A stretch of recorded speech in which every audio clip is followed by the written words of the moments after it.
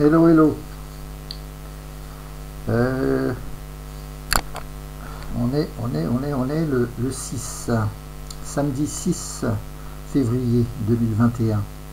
Et donc c'est la cinquième heure d'enregistrement de cette 2 février 2021, puisque je fais là apparemment tous les 6 mois une série de 4-5 heures et qui correspondent aux évolutions sur cette durée. 6 mois c'est pas mal, on arrive à faire pas mal de choses. Il y a une évolution vraiment très notable. Je veux dire, étant donné que il n'y a pas une journée dans laquelle je ne découvre pas des choses sans évolution. Sans évolution vraiment très sensible, forte. Je veux dire, ça fait 50 ans que je travaille sur le sujet, et ça fait 50 ans que ça avance et que ça progresse tous les jours. Voilà. Donc là, bon, j'arrive un peu en fin de cycle quand même, mais il y a ce phénomène aussi exponentiel qui est dans toute évolution, c'est-à-dire que les découvertes, les innovations, sont de plus en plus rapprochées et de plus en plus fortes. C'est la loi de la nature. Et donc, à chaque jour que Dieu veut bien me donner en plus, eh bien, apporte aussi de plus en plus. La production quotidienne est croissante. Voilà. Donc tant mieux, tant mieux, tant mieux. Et puis comme on sait que le temps est quand même limité, que ça donne d'autant plus de motivation justement à la fois à bien recueillir justement ces nouveautés et à bien les communiquer, les transmettre, enfin, améliorer la formalisation, d'où je dirais ces enregistrements, d'où ces ouvrages qui vont croissant. Voilà, toujours le petit rappel commercial. C'est plus ça se vend et plus ça donne de moyens pour continuer à avancer. Et puis voilà, ça me fait penser à Walt Disney. Je veux dire, quand on voit les chefs-d'œuvre justement que le succès a réussi à lui faire produire, le succès du public, donc les succès financiers, donc les levées de fonds sur Wall Street, etc., ont permis de faire des chefs-d'œuvre. Et donc c'est un cas tout à fait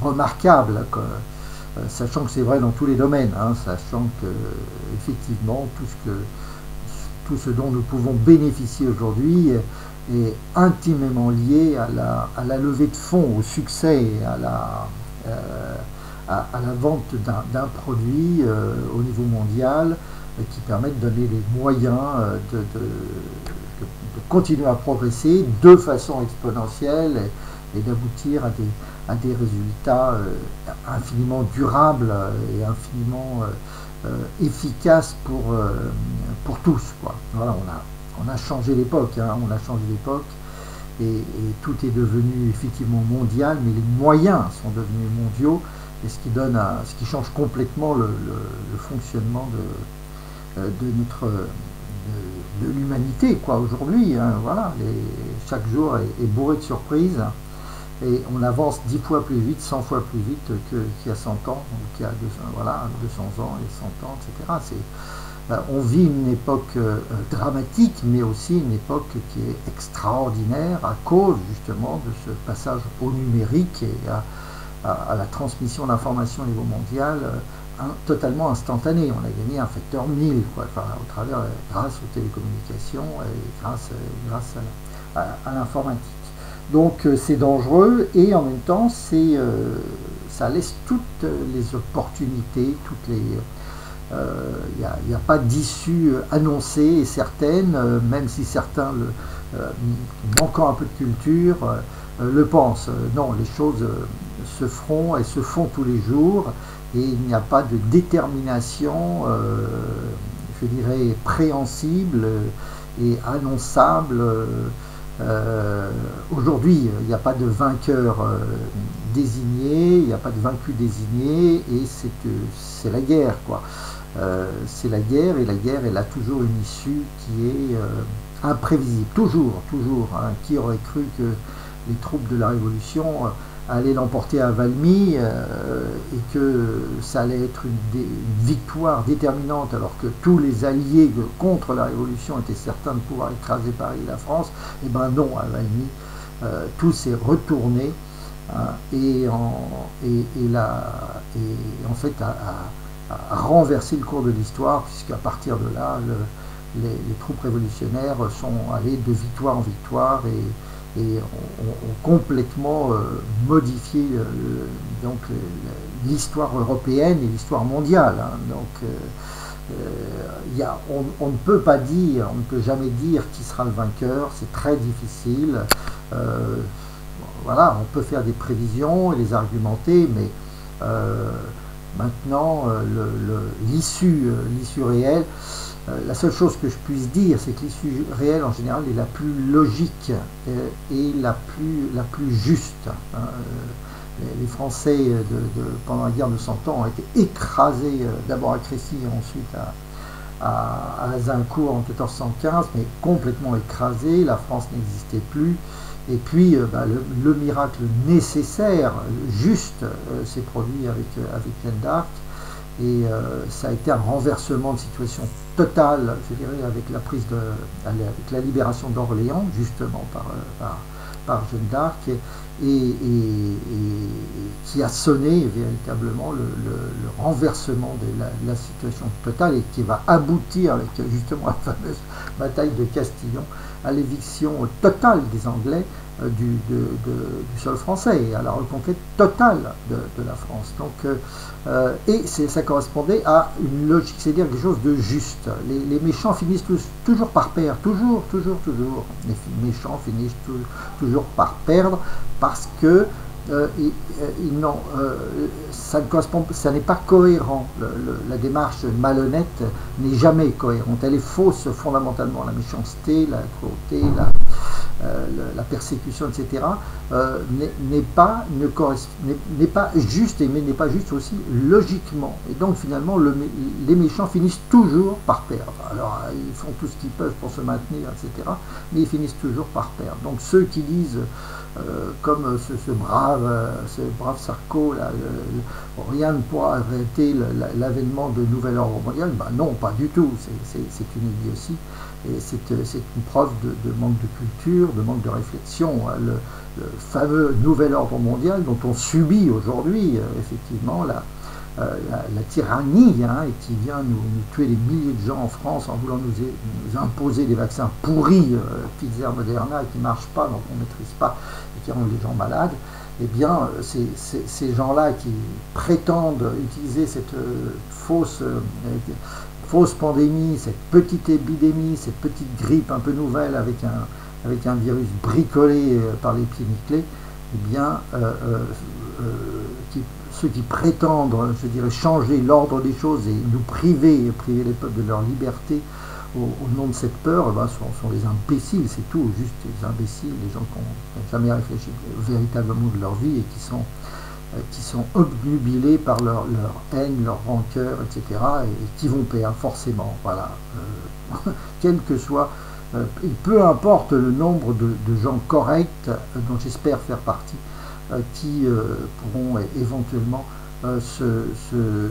y passer et devoir y laisser leur vie à exprimer la vérité, à diffuser la vérité. Mais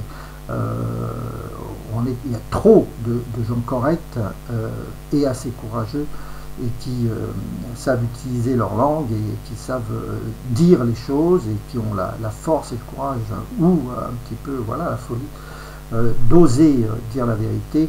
Nous sommes assez nombreux pour que justement cette vérité finisse par se se diffuser suffisamment et donne suffisamment de courage à ceux qui ont la force physique, je dirais, de se battre et de prendre les armes et finalement de virer ces usurpateurs. Donc les imbéciles, les méchants sont toujours idiots, enfin, c'est systématique, ils finissent toujours par perdre.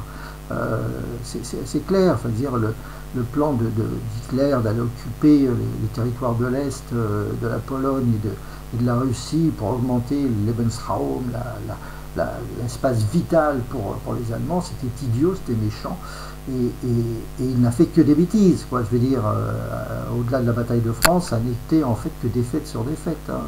Il s'est planté sur l'attaque de l'Angleterre, sur les bombardements de Londres, il a perdu du temps, il a perdu la moitié de son aviation, etc. Et résultat, finalement, il s'est planté l'année suivante de façon ridicule devant Moscou et Leningrad, quoi. Je veux dire, donc c'est franchement une marque de bêtise. La méchanceté et bêtise, on dit toujours bête et méchant. Oui, bête et méchant, ça va de pair. Les gens méchants sont la plupart du temps bêtes. Et la bêtise peut provoquer souvent effectivement de la méchanceté. Donc c'est bête et méchant. Et donc il finit toujours par perdre. Voilà, toujours. Voilà, quand on est bête, eh ben, on ne voit pas les choses.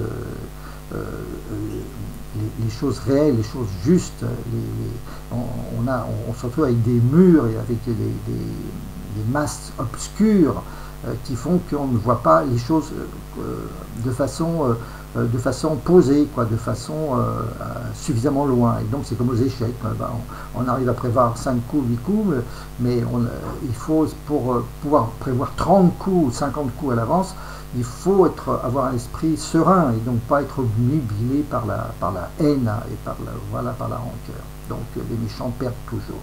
Ils gagnent juste par effet de surprise, hein, pendant quelques temps. Hein. Voilà, c'est l'effet de surprise. Il y a la bataille de France, etc. La France s'écroule, etc. Mais dès qu'il a fallu s'attaquer au morceau de l'Angleterre, qui avait un petit channel entre les deux et qui n'était pas si facile à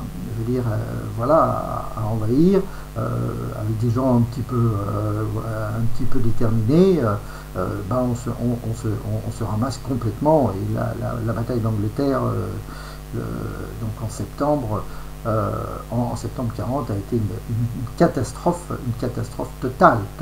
Voilà. On bombarde comme des imbéciles et finalement, on perd une grosse partie de l'aviation grâce au radar que les Anglais avaient pris soin de développer par prudence auparavant. Voilà, grâce à la détermination et à la bonne vision de Churchill qui a visé dans la bonne direction et a eu suffisamment de clarté d'esprit et de bon sens et de bienveillance pour finalement prendre les précautions, pas les précautions, mais se préparer à la guerre, à la fois en développant le radar d'un côté, en développant l'informatique, en avançant sur le décryptage des communications, donc la fameuse décryptage des communications codées avec le système Enigma des Allemands. Voilà, ce qui est à la base de l'informatique, comme beaucoup savent, hein, voilà, et grâce au boulot de Turing, qui a su faire la synthèse et aboutir à un bon système de calcul, d'analyse assez rapide pour décrypter le codage des Enigma. Donc les méchants finissent toujours par perdre, et misérablement et complètement, et sachant aussi, hein, on va pas, c'est que les méchants ils viennent pas de nulle part, et les méchants c'est toujours proviennent toujours d'une situation aussi extrême, hein. Je veux dire, Hitler n'est pas arrivé au pouvoir par hasard, c'est parce que l'Allemagne était par terre, était dans une situation catastrophique, qu'il y a eu cette réaction qui a abouti à l'avènement d'un régime extrêmement dur et dictatorial et finalement dément, et que soutenu par la grande finance, hein, soyons pas naïf, hein, je veux dire, Hitler a été soutenu par la grande finance, à la fois allemande et internationale, et a été loué et monté au nu jusqu'à ce que finalement il aille trop loin, quoi. Mais sinon il est arrivé en 1933 il deviendra l'ennemi réellement à la fois de l'Angleterre et de la Russie et des États-Unis, je dirais, à partir de 40, réellement. Hein. Et donc pendant 7 ans auparavant, il a été, je dirais, c'était un interlocuteur parfaitement respecté, normal, avec les Jeux de 36 de Berlin, etc., avec une cour diplomatique internationale totale, complète. Hein. Il deviendra un monstre, en fait, à partir du moment où la guerre deviendra totale et aboutira à des bains de sang et des horreurs, je dirais, encore jamais vues, quoi. Mais pendant toutes ces années, pendant 7 ans, tout le monde allait voir saluer, serrer la main du régime nazi, voilà, qui faisait partie, hein, des nations et était considéré, etc. Donc voilà, il faut remettre les choses un petit peu à leur place. Donc là, ce qui se passe aujourd'hui, la guerre qui est faite au peuple européen en particulier en ce moment, avec cette bouffonnerie qui est cette pseudo-crise sanitaire, qui est en fait juste une crise capitalistique, hein, c'est-à-dire une crise d'endettement et une crise de bulle économique, et dont on essaye de se sortir en faisant du pillage, je dirais, et en cassant des économies pour essayer d'en récupérer les meilleurs morceaux. Hein. Voilà, faut pas confondre, hein. Il n'y a pas de crise sanitaire du tout, c'est complètement bidon. Voilà, on a eu 15 000 morts à peu près, avec une forme un peu particulière et un peu inattendue de la grippe. Les chiffres ont été divisés par 2 la semaine dernière. On a eu la preuve que tout a été trafiqué, etc. Et donc finalement on a une grippe un peu particulière, mais qui a des effets infimes, Et j'en profite pour rappeler à tous ceux qui ne le sauraient pas encore, hein, que la grippe espagnole, qui a fait 100 millions de morts en 1917, était en fait un vaccin raté, hein, était la conséquence d'un vaccin raté développé aux États-Unis et qui a été emmené par les soldats arrivant sur le sol français. Mais c'était en fait une mauvaise expérience d'un vaccin mal foutu qui a fait des ravages, voilà, qui s'est développé, qui a fait des ravages, et voilà, mais c'était encore une fois, si vous voulez, un problème de manipulation médicamenteuse, d'expérience qui a mal tourné, etc. Bon, alors donc là, on a aussi un peu la même chose, et donc j'en profite pour dire à tout le monde effectivement, surtout pas utiliser le truc foireux qui a été développé, bricolé à la va-vite par Pfizer, Accro et Moderna, Pfizer étant le roi des escrocs, condamné à 2,3 milliards d'amende, la plus grosse amende de l'histoire de la pharmacie, sur 13 affaires successives, donc 11 ou 13, enfin une catastrophe, c'est une bande de bandits complète. Et donc il faut surtout pas faire confiance à ces gens-là, et surtout ne pas utiliser l'ARN messager. C'est pas du tout au point, ça le sera un jour, on peut l'espérer, ça fait 30 ans qu'on travaille dessus, et on peut penser que d'ici une dizaine ou une vingtaine d'années, on aura quelque chose de convenable. Mais au jour d'aujourd'hui, ça fait que ça n'a que des effets négatifs. Voilà, c'est 1000 fois pire que de ne pas utiliser de vaccin du tout. Donc laissez tomber ce truc-là. C'est en train de se faire d'ailleurs, il y a tellement de catastrophes. que les gens commencent à se méfier sérieusement, à aller faire les vaccins classiques, basés sur des virus désactivés, rendus inoffensifs, qui, voilà, donc à la classique, que ce soit a priori, normalement, enfin, voilà, les vaccins, peut-être AstraZeneca qui doit peut-être être bien, et le Sputnik aussi, le vaccin russe, et le vaccin chinois, et voilà, enfin, donc ceux qui correspondent à une technique bien élaborée, sur lequel on a une très bonne maîtrise. Donc voilà, et puis le mieux c'est de ne pas se vacciner du tout, parce que en gros ça ne sert à rien. Hein, le meilleur, comme le dit le laboratoire Merck, c'est le deuxième mondial, je crois, voilà, le meilleur vaccin, c'est l'immunité naturelle, voilà, qui fonctionne depuis quelques millions d'années, et qui est très très largement suffisante pour cette grippette, hein, voilà. Bon, et prenez de l'azithromycine, voilà, de l'hydroxychloroquine, l'ivermectine, etc. Voyez votre médecin et faites confiance à votre médecin et au groupement de médecins qui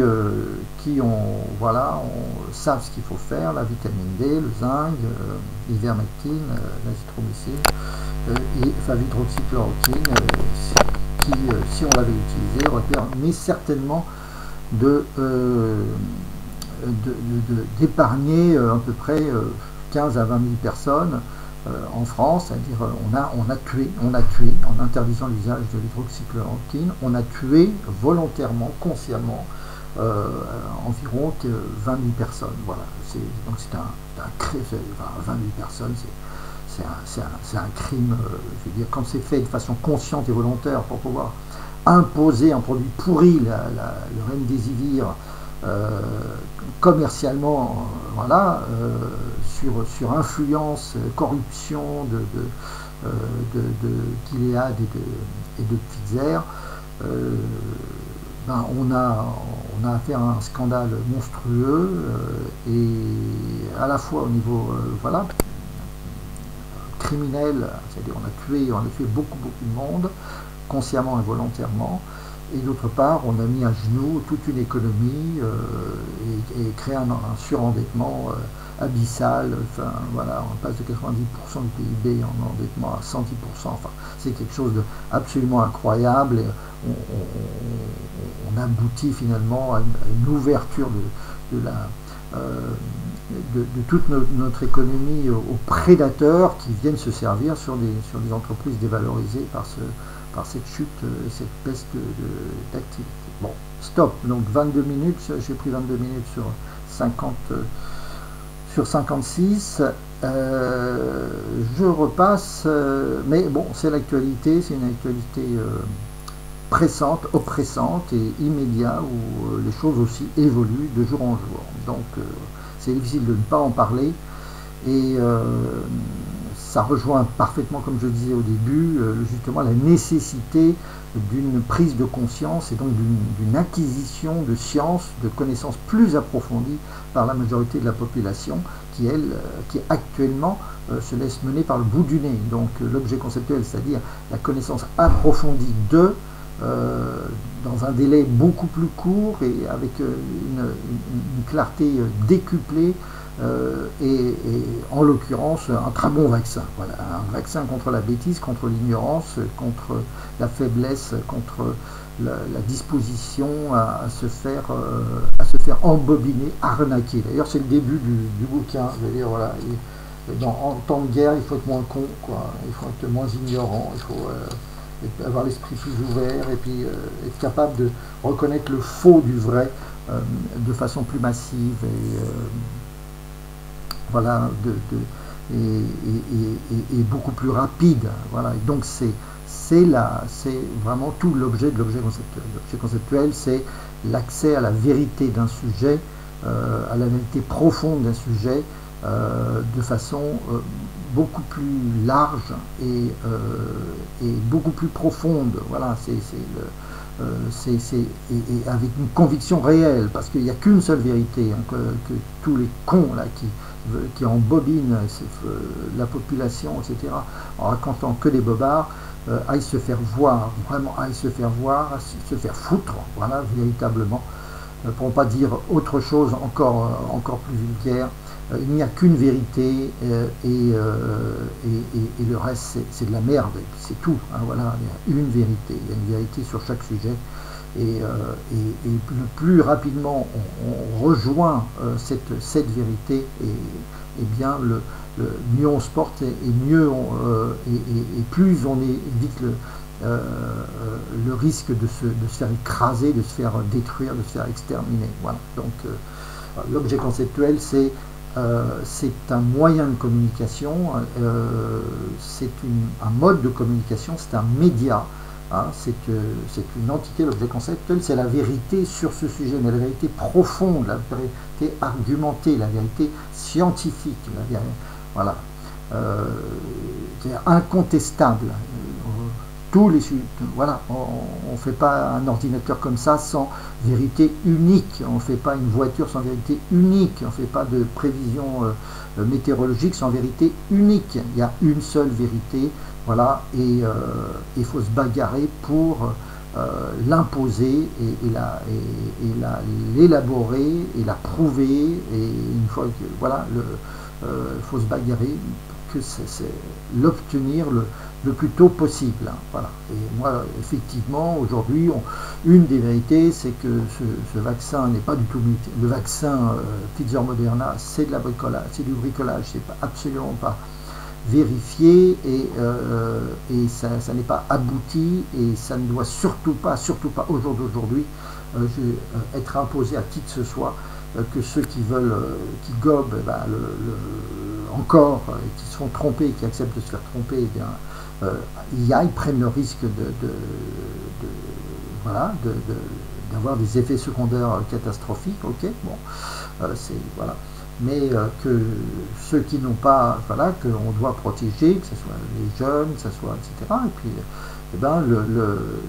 disposent d'un éclairage qui leur permet d'éviter de se faire empoisonner. Bon, alors, donc l'objet conceptuel, c'est la connaissance approfondie dans suite complexe, totalement connexe, parfaitement stable, parfaitement navigable, totalement parfaitement zoomable. Et donc, tel que je vais le trouver dans les articles de référence, dans les synthèses de référence élaborées au niveau mondial, typiquement tel que je vais la trouver notamment, au moins en point d'entrée, dans les articles de Wikipédia qui voilà, se font un honneur et un devoir absolu justement de fournir une vision la plus synthétique, la plus juste possible. Et voilà, c'est très important. Alors, je ne dis pas, c'est pas que Wikipédia, mais en tout cas, le fait est qu'en termes de point d'entrée sur un sujet donné, aujourd'hui, c'est vraiment leur métier, c'est les meilleurs du monde, pour avoir des notions justes et des bases de réflexion, de bonnes bases de réflexion. Alors, les deux exemples, effectivement, c'est voilà, donc, la connaissance. La connaissance de sujets importants, hein, de tout sujet important, hein, c'est-à-dire, encore une fois, ça peut être justement la bataille de Castillon, ça peut être la guerre de 100 ans, ça peut être justement la bataille de Verdun, ça peut être justement la guerre de 14-18, ça peut être la grippe espagnole, voilà, parce qu'on découvre juste maintenant, 100 ans après, que c'était une belle saloperie, que ça a été en fait le résultat justement d'une folie, d'une prétention d'une folie, hein, et ça pendant 100 ans on ne l'a pas su, voilà, ça c'est un sujet important, hein, puisqu'on nous le resserre aujourd'hui, hein, et encore puisqu'on est imprégné par ces histoires de vaccins. La petite grippette de départ avec le Covid-19, c'était rien. Par contre, les variants qui ont été provoqués par le putain de excusez-moi, de vaccins de Pfizer Moderna qui fout la pagaille, les variants, eux, sont apparemment un peu plus dangereux, et j'espère pas trop dangereux. Donc, avoir compris que la grippe espagnole était en fait un forfait, enfin un méfait, voilà, un forfait, un crime qui était le résultat d'une action folle de personnes ayant voulu développer n'importe comment un vaccin contre la méningite apparemment, qui avait été développé sur le cheval. Vous retrouverez ça si vous allez sur le lien, je pourrais vous le redonner, mais enfin vous pouvez le trouver sur mes derniers posts faits sur Facebook. Vous allez dans Laurent Chrétien Marquet, et vous trouvez donc mes derniers posts, dont voilà, le dernier d'ailleurs c'est mort au vaccin pourri, voilà, bon, vous trouverez justement le lien, mais en cherchant sur Google, vous le trouverez très facilement, sur justement cette fameuse grippe espagnole qui voilà, qui a tué, alors lui qui a tué vraiment, qui a tué d'ailleurs pratiquement 10 fois plus que la guerre elle-même, hein, je veux dire, pour dire, on arrivait à près de 100 millions de personnes décédées de la grippe espagnole, donc d'un vaccin pourri, voilà, développé par des dingues, voilà, aux États-Unis en 1917, voilà. Donc c'est quand même, c'est bon à savoir, voilà. Alors revenons sur l'objet conceptuel. Donc la lecture plus, la lecture augmentée, la lecture mémorisée. Donc voilà, technique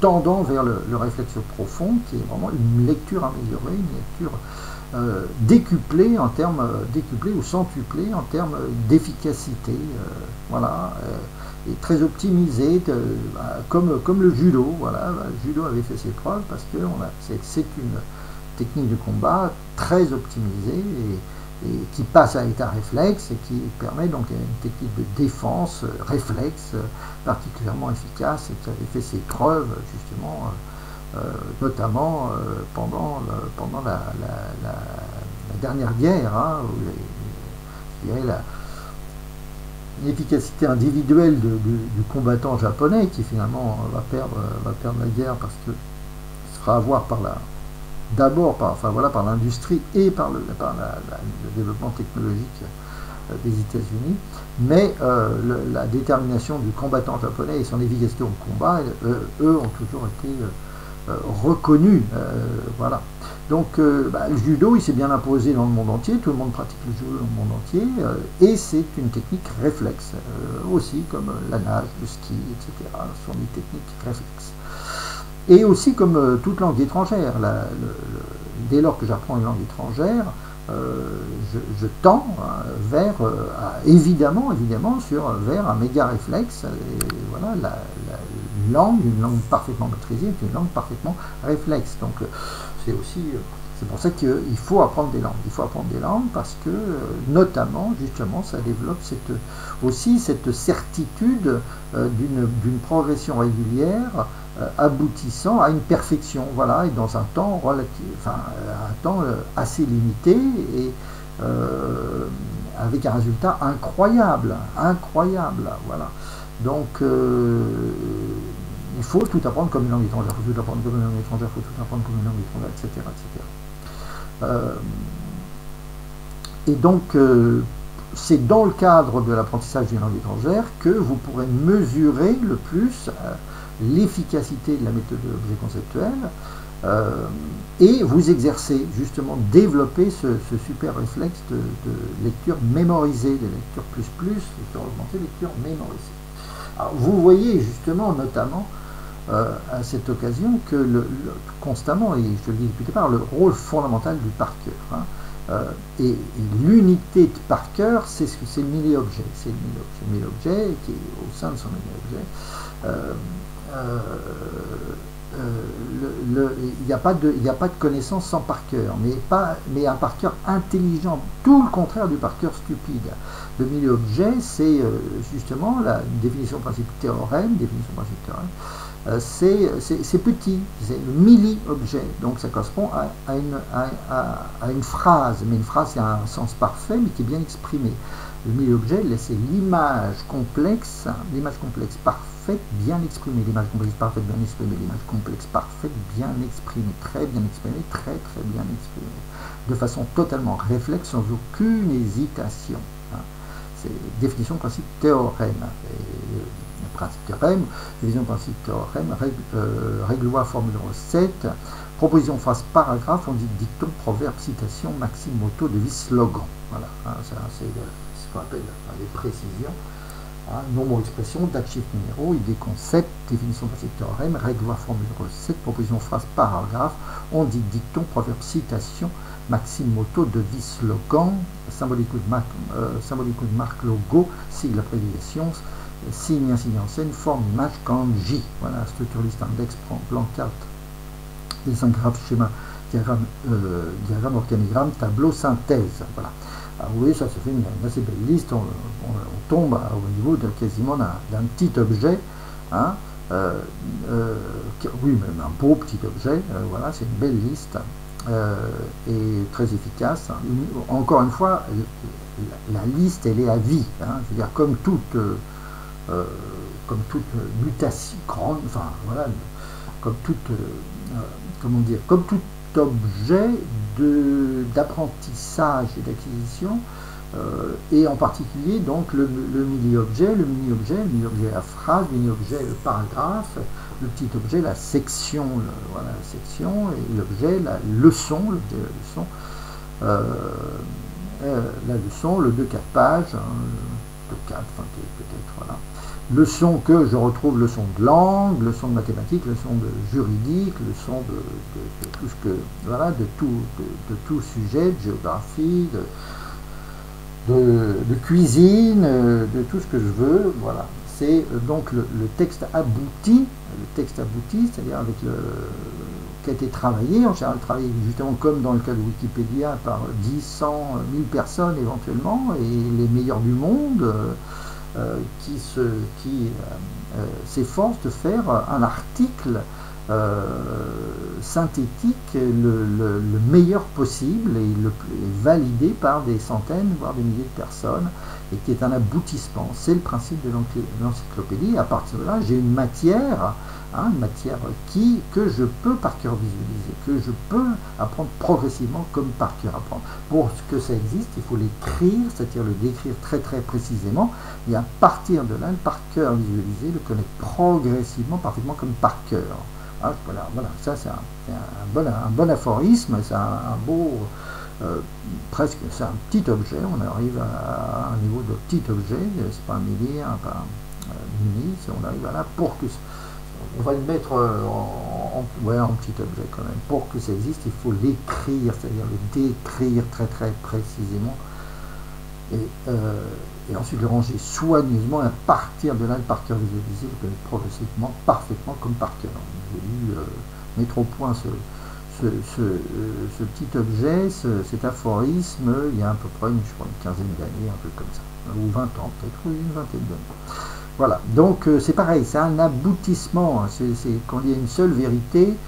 En mathématiques, les théorèmes, ils ne bougent plus, hein, je veux dire,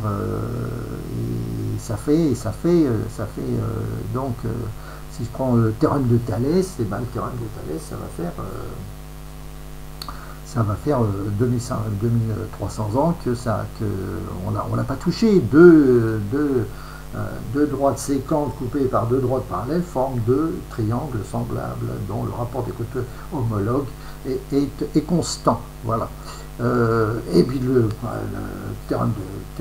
principe d'Archimède, théorème de Thalès, théorème de Pythagore. Alors, principe d'Archimède, tout corps plongé dans un liquide et soumis une force vers le haut, dont l'intensité est égale au poids de la masse de liquide déplacé. Voilà, ça, voilà, c'est la phrase parfaite, hein. C'est la phrase image, l'image complexe, parfaite, bien exprimée, très bien exprimée, très bien exprimée de façon totalement réflexe, sans aucune hésitation. C'est la base des mathématiques. En mathématiques, je ne travaille qu'avec ça. J'aboutis à des définitions et des théorèmes. Définition, soit c'est une définition, soit c'est un théorème. Voilà. Et la définition du théorème, c'est écrit en gras, et c'est court, c'est de petite taille, et je dois la connaître par cœur, je dois progressivement la connaître par cœur, hein. tout est dans la progressivité. Hein. Je veux dire, pour maîtriser véritablement un théorème ou une définition d'un théorème, il faut du temps. Ça se fait pas ça se fait pas en 2 jours, ça se fait pas en 2 mois, ça se fait, oui, en 1 an, 2 ans, 3 ans, etc. Et c'est pour ça que aussi, je dirais, dans l'enseignement,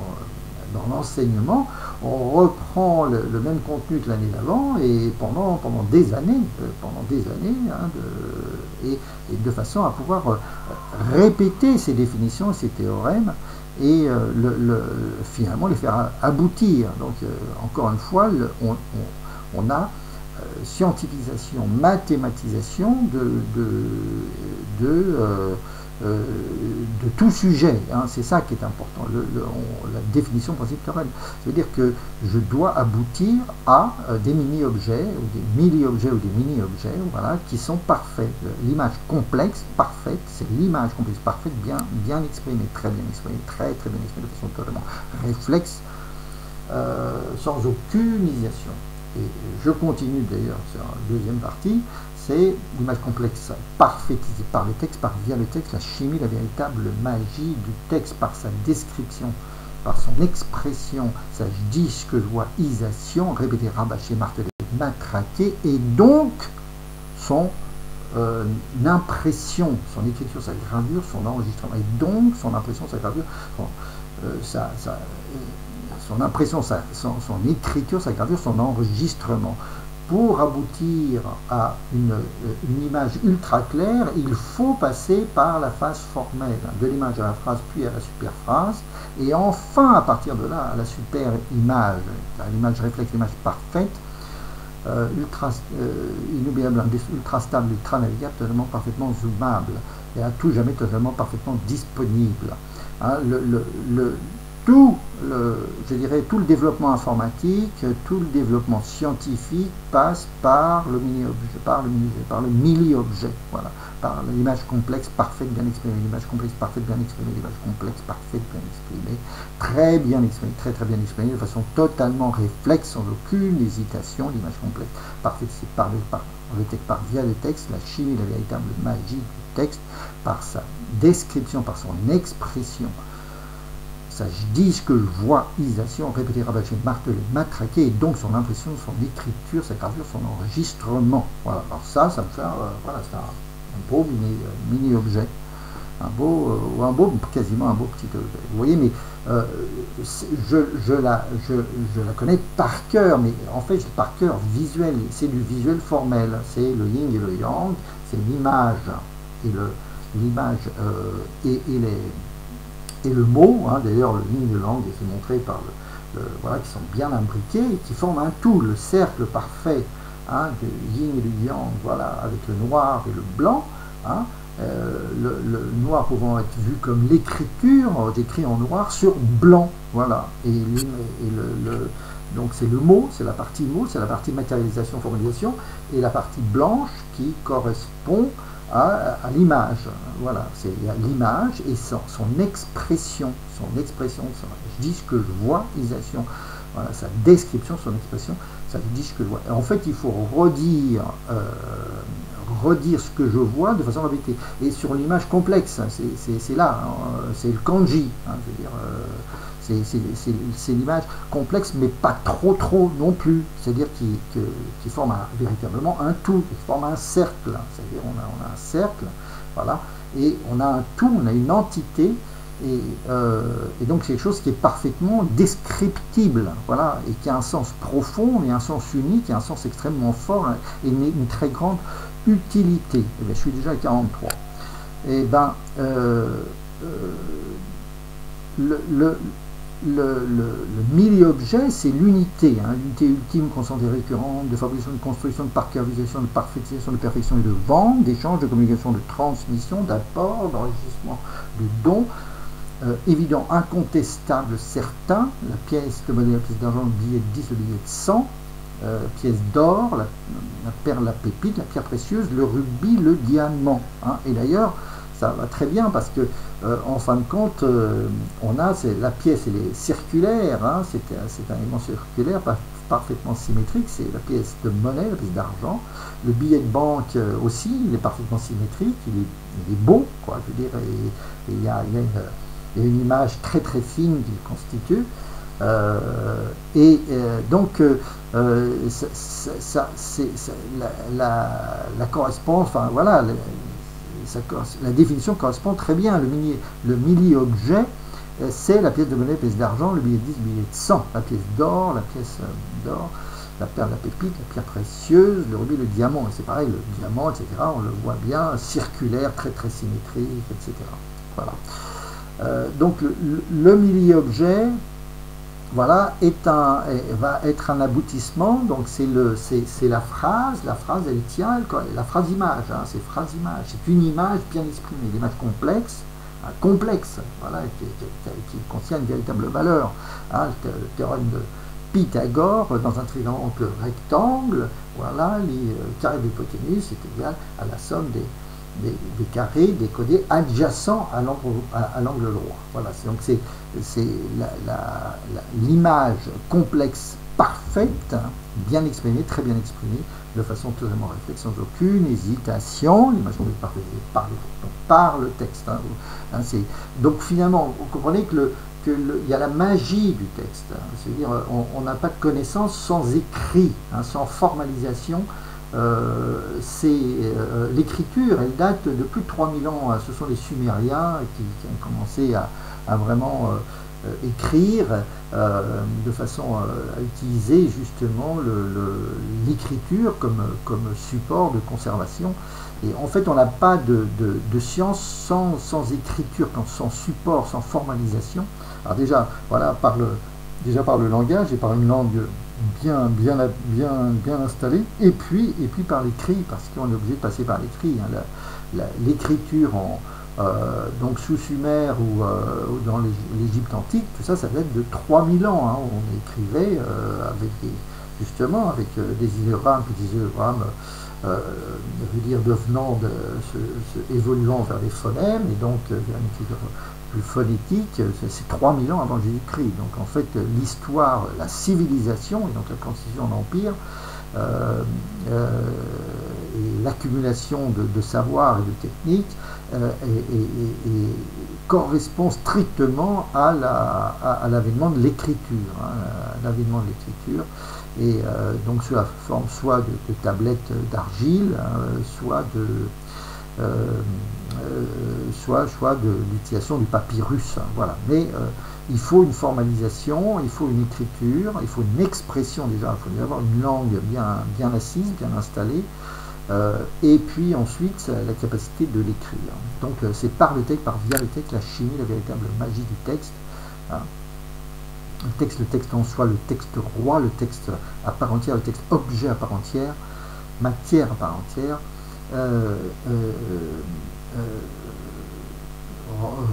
enfin contemplable, observable autant que je veux. Hein.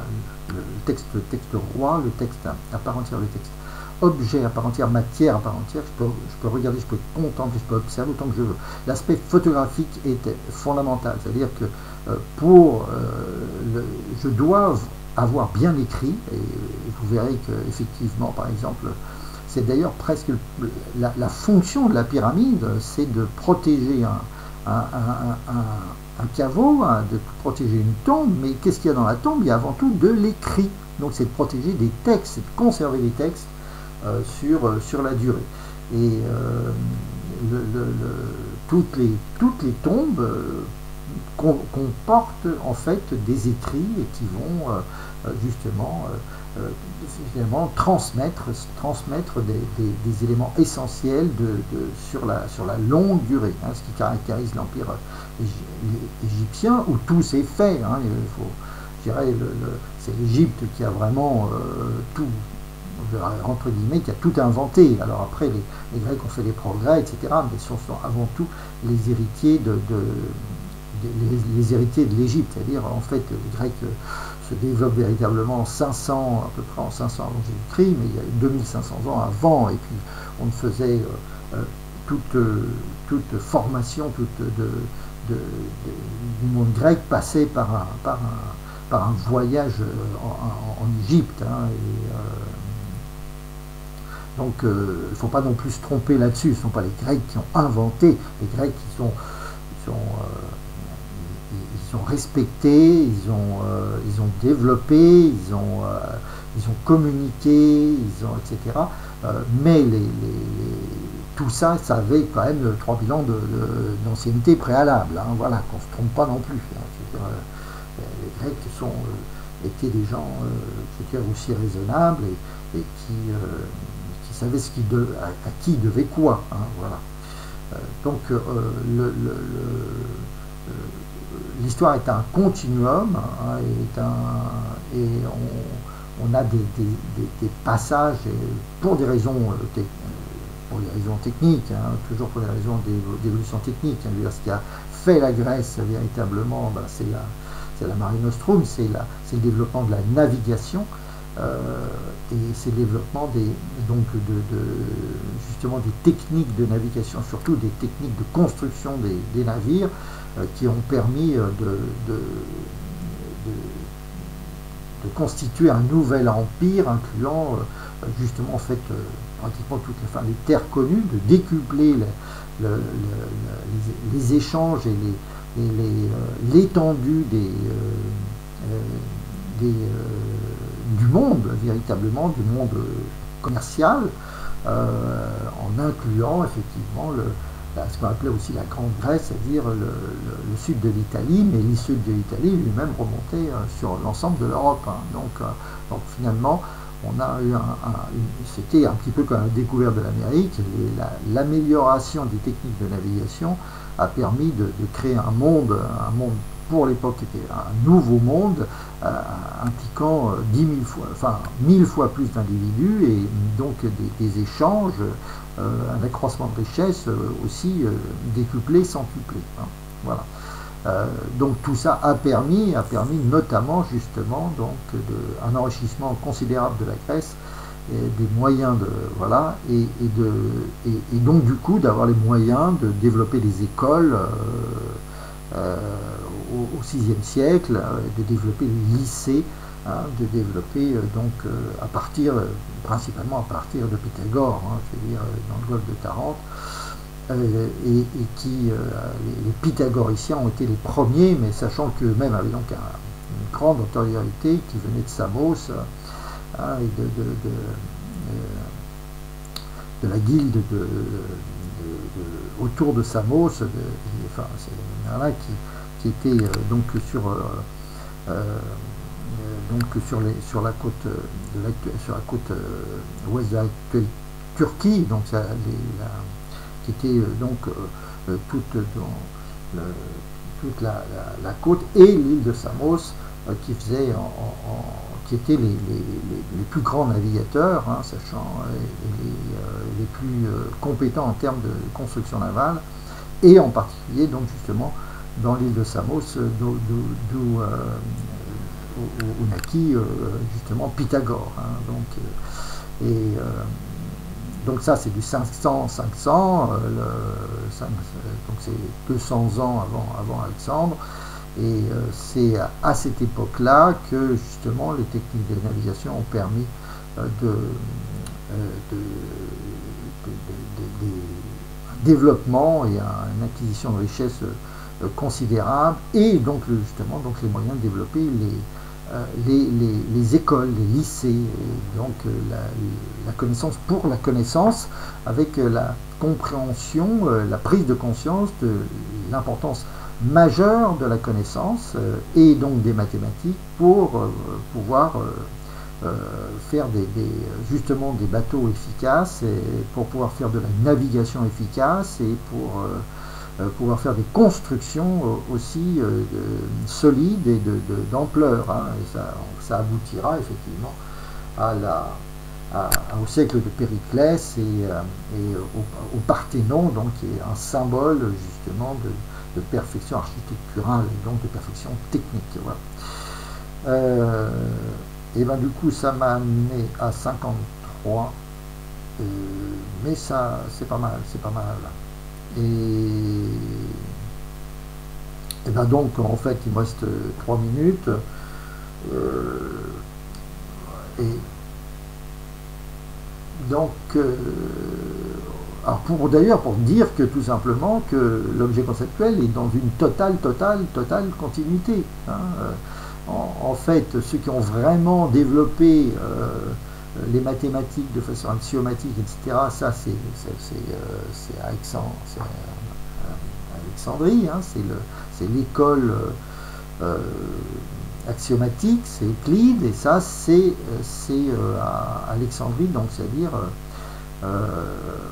en 300, à partir de 300, c'est l'Égypte de Ptolémée, hein, qui justement était un fanatique, enfin un fanatique de connaissances, et qui la fonction fondamentale d'Alexandrie, c'est d'avoir la plus grande bibliothèque du monde de l'époque et d'être le centre de la science et du développement intellectuel formalisé. Hein. La bibliothèque d'Alexandrie, c'était la plus grande du monde.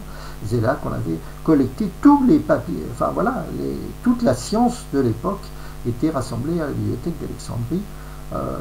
Et c'était voilà, c'était une sorte comment dire, de redevance, de reconnaissance de la part d'Alexandre. Alexandre a fondé Alexandrie, et à Alexandrie, donc s'est constitué le centre pendant des siècles, pratiquement 300 ans, le centre de la connaissance du monde pendant pratiquement 300 ans. Et les mathématiques modernes, entre guillemets, sont nées avec l'école d'Euclide à cette époque-là, et grâce à justement cette super école qui était l'école d'Alexandrie, et qui reconnaissait finalement l'apport justement de la philosophie des mathématiques, de la connaissance bien formalisée, dont avait bénéficié Alexandre au travers de son prof, voilà, de son précepteur qui était Aristote, qui était lui-même